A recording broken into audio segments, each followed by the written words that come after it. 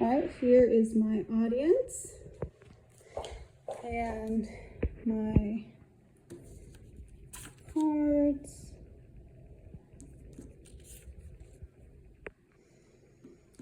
All right, I'm gonna hand it over to you. Yes. Well, thank you guys for your time. I appreciate it. So, I want you to imagine being able to accomplish anything you desire. Sounds good, right? So, willpower. Willpower, as we know, is a requirement to accomplish anything. You know we need it. So, I'm trying to make it to where you guys can read it. Okay, so we can all agree in order to, do an exercise plan, diet, finish a program, whatever it is, we need willpower. I mean, we just can't accomplish it without it. We can devise a plan, get the clothes, get all the exercise equipment, everything. But we've all been there where we just kind of gives up. Our willpower runs out. But according to a survey done of more than 1,500 participants by the professors at the Norwegian University of Science and Technology, they've discovered that willpower seems to be the key to success.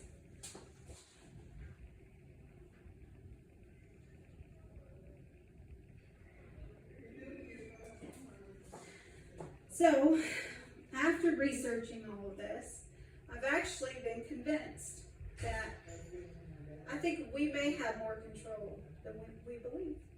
I think there may be a way to tap into this resource. So, what is willpower? So, we can kind of sum it up by like delayed gratification. Mm-hmm.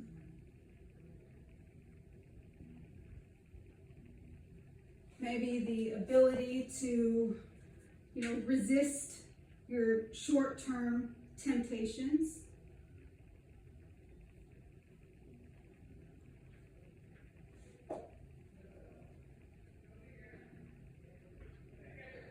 Or just the ability to discipline yourself.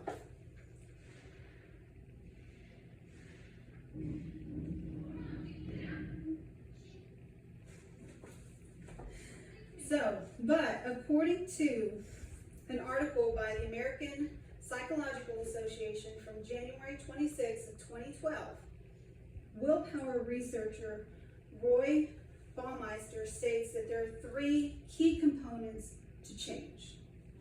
So we need 3 things in order to change. So 1, we need motivation,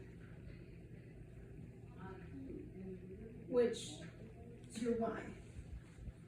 Your why has to be powerful. What's going to drive you?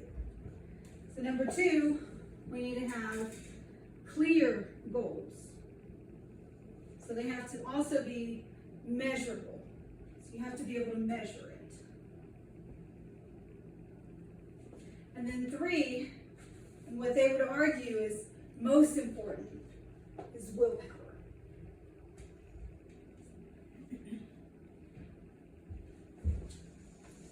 So it seems from our own experience that willpower kind of runs out. It's like we get motivated and then something just happens and we're like, well, I don't know, I just quit.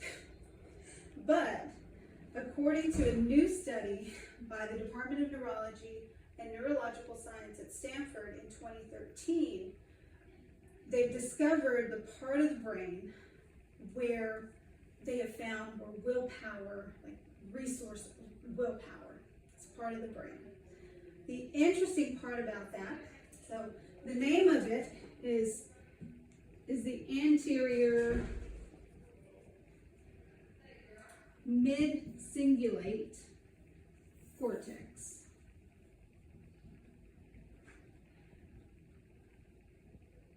Which the name isn't all that important really for us, what's important about the study is that they found out that the more difficult things people did, the more it grew, the more that part of the brain grew. So the more you did things that you knew you should do, and you did it, but you didn't want to, it actually grew. And so the more you could do, the more you did. So, which was very interesting. So it actually mimics a muscle.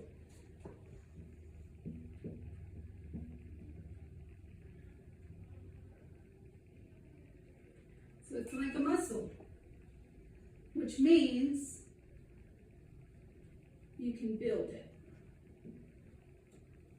So you can build it up. And they've actually found this, not just it's like a muscle and you can build it up, but also it's reinforced by either positive or negative. So if you think you can't do something, you're not going to be able to do it. But if you think you can, it's going to move you forward. So according to the previous research from the Norwegian University of Science and Technology, the participants were greatly affected by positive or optimistic thinking. Like if they felt that they could do it, the participants would actually push through. But if they felt like this task is just too difficult, then they were going to give up. So it also is belief. It seems to be